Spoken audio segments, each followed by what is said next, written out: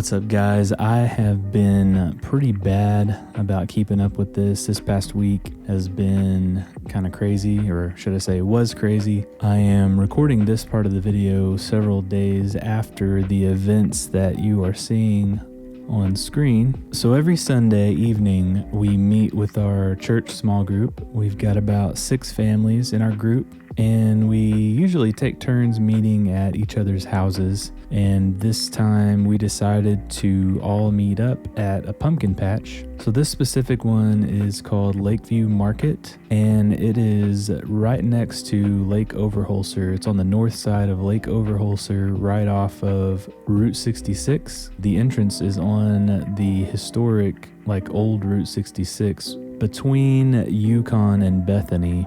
It's actually closer to Bethany than Yukon. We'd been wanting to visit here before, and actually my wife had taken my daughter. They went on a mom and daughter outing, and they went there a couple weeks ago, and then we decided to meet up as a small group and do the same thing. It's a pretty cool place. I'm not sure how long they stay open. It's obviously a seasonal thing, but there's plenty to do for kids. They've got pumpkins you can buy, and you can buy pumpkins of all different sizes. And then you can buy kind of this care bucket that's got feed for chickens and goats and horses and other animals. So you can get this and travel to each of the different pens that the animals live in, and it has the specific type of food for those animals. So our kids really had a good time feeding the goats. The goats are the closest to the entrance, so you can feed the goats, and the kids were having a good time with that. Kellen, my oldest, who we've talked about before in these videos, he's level 3 autistic. He actually had a pretty good time and was getting into it as well. After the goats, we made our way back to, there's a pen with chickens, and we were feeding the chickens. And of course, Austin, she grabbed a carrot, which was meant for the horses, and she threw it in the chicken coop. And so they had no idea what to do with it. We wanted to kind of go visit all the animals first before we did the other activities. So we made our way through, went across over to, there's like a photo area where you can take pictures, as a family or a group or whatever. Made our way over there, and then on past that a ways was, they had some calves and a couple more chickens, but some calves there, and we were feeding the calves, and then head on down the pen a ways, and there were some miniature horses. Kids definitely liked the miniature horses. It's just difficult to feed them, and I think, with those carrots, they kept rolling off of their hands, and so the horses were having a hard time getting a hold of them. There was also a miniature donkey in there too, but the kids were having a hard time getting the carrots actually into their mouths. So I don't know if they were scared a little bit of getting bit or something, but it was pretty entertaining for sure. But we made our way on around, and there were some bigger horses. They still weren't like full size horses, but it was still good for the kids. They had a really good time with that. So after we saw the horses, Declan really wanted to go through, there's a corn maze, but it's in like the early stages, so it's not super tall. It's still short enough that if you're an adult, you can kind of see, where you need to go. And if we're being honest, it's more of a trail. You can't really take a wrong turn. You can kind of always end up back at the exit or back at the entrance either way. So you're not going to get stuck in there. It's actually really good for if you have younger kids. They were none the wiser. They obviously thought they'd done really good and picked the right way through the maze, and had all kinds of fun. And I even ran through it for a while with Declan, and he was having a good time. But there was a bit of confusion, and Austin, I don't know if we just didn't explain it well, but she thought there was something we were trying to find. So we kept telling her we were going to go through the corn maze, and she kept thinking that the corn maze is something you're supposed to find, like a treasure, like a scavenger hunt type thing. And so I didn't really know how to explain it to her, but that's just kind of what she was thinking. And so she had this iconic line right as we came out of the corn maze that just cracked me up.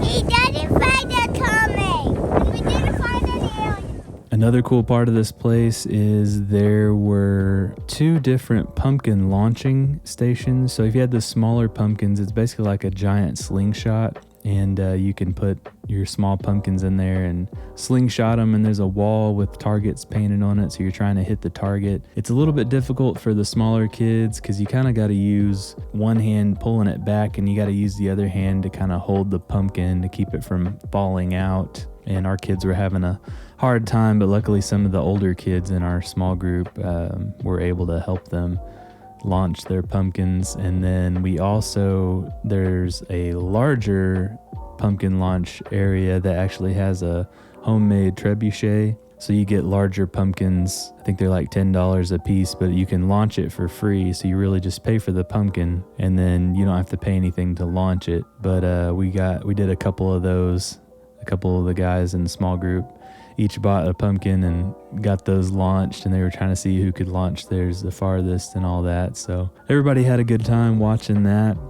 Another cool thing is there's an activity tent. Some of the pumpkins you buy at the front, you can take those little pumpkins and you can actually paint them, or I think you can add some like adhesive, some glue of some kind, and put like glitter on there, something like that. I know you can use markers and paint those pumpkins, but our kids had a good time with that, and they had these little tricycles, and it's kind of funny. The ground is a little bit bumpy, so if you get stuck in like a rut in the ground, it was hard for the kids to to get going with that, but they made it work. And Kellen, unfortunately, his legs are so long, he was trying to work the tricycle and it just wasn't working for him, but Austin and Declan were able to ride those around for a while and had a good time. They also have like a giant checkerboard with pumpkins, so there are some white pumpkins and some black pumpkins, and you can use those on the checkerboard, play checkers with those. And they had it's like a ramp thing that you can put these balls, and like you can get up at the top of the ramp and you let them go at the same time and see whose ball can go the fastest, and they basically run into a stack of hay bales, and kids had a good time with that as well. All in all, it was a lot of fun. Hopefully we can make it back again before they close, because it was really windy that day. I had brought my drone with me. I was going to get some drone footage, but it was so windy. My drone probably would have blown into the lake. So we definitely didn't want that to happen. But I'd like to go back, hopefully, before they close for the season, and check it out again. Because like I said, the kids had a really good time. It's a lot cheaper than most like pumpkin patch type places in our area. I don't remember how much we spent, but I think you could have a good time there for $20 to $30. It's free to get in. All you have to pay for is if you buy any pumpkins, buy any food for the animals. So, technically you could go there and visit and look at everything for free. It's only if you wanted to enhance your trip by, purchasing something. That's the only time it would actually cost you money. Anyway, I've been doing these for almost a month. I wasn't really sure how to tie this one in other than just to mention this. It was a Sunday. Laura and I serve almost every Sunday. She pretty much does every Sunday, but I get a Sunday off once a month because we serve in different areas at the church. But she leads in the kids area every single week. Like I said, it's a little bit different for us, but there is always, and we've discussed this before on this video series, about autistic burnout, and it's like social anxiety stuff mixed with autistic burnout.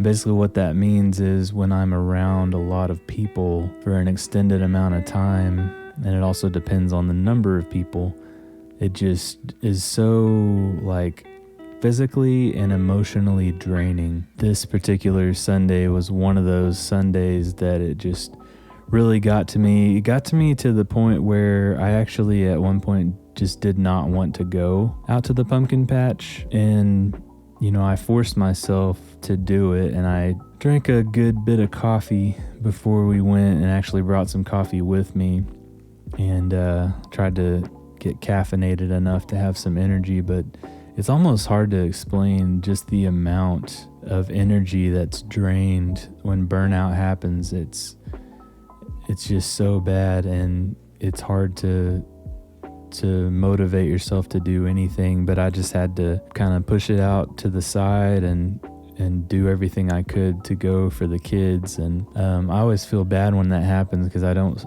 when we do something like that, like the pumpkin patch, I didn't spend a lot of time socializing with everyone. I kind of was going around with the kids and making sure they had a good time, and took some video, made sure that we documented everything that we were doing. And so I didn't really spend a lot of time, talking to people and hanging out with people in our small group. And I do feel bad when that happens, but it's just one of those things I can't, as much as I try, I just can't do it. If I'm dealing with burnout, it's just one of those things. But I think everybody's pretty understanding, and they don't hold it against me when that happens. So I know some of my videos lately have been pretty long, and I don't want to keep this one, too long. I guess I can be thankful that there wasn't a lot to go over, a lot of new topics, and it was kind of dealing with some routine stuff. And if you've watched the last few videos, I've been kind of in a better spot. I can kind of feel a little bit like I'm descending, back down some, and a lot of it just was probably to do with the burnout, but not having energy, all that good stuff. So I've just been having to drink a lot more coffee than I usually do. Who knows if that's better or worse. Some people say they get anxiety from coffee, and my energy level is at such a low point already. The thing I order a lot if I go to a coffee shop is a quad shot Americano. So that's just straight espresso shots, 4 espresso shots, and just with a little bit of hot water. There's nothing else in it. So it's literally all coffee, 4 espresso shots in one drink. And I usually drink it within like a 30-minute period. So even with that, it puts me just about on the same energy level as other people. It doesn't give me more energy than the people around me. That's usually what it takes to get me up to a point where I can match the energy level of the people I'm interacting with. So seems like it's taking more and more lately. And if you haven't watched my videos before, I've mentioned that when I was a kid, like around 7th grade, is when I was diagnosed with chronic fatigue. And we didn't realize at the time that it had something to do with me being on the autism spectrum and and having depression. So it's something that I didn't really connect the dots with until I became an adult. It's actually just within the last like 5 to 7 years that I've actually made these realizations. So it's something that I'm still learning about and still learning how to deal with. So anyway, like I said, I don't want to make this thing super long. Thanks for watching to the end of the video. Please leave a like, hit the subscribe button. I've still got some more of these videos coming out. I'm going to keep doing these for a while. Subscribe and hit the notification bell so that you can know when I upload new videos. If you have any questions for me about dealing with these situations, definitely leave a comment. I'd love to be able to answer questions in my next video. Once again, everybody, thanks for watching, and until next time, deuces.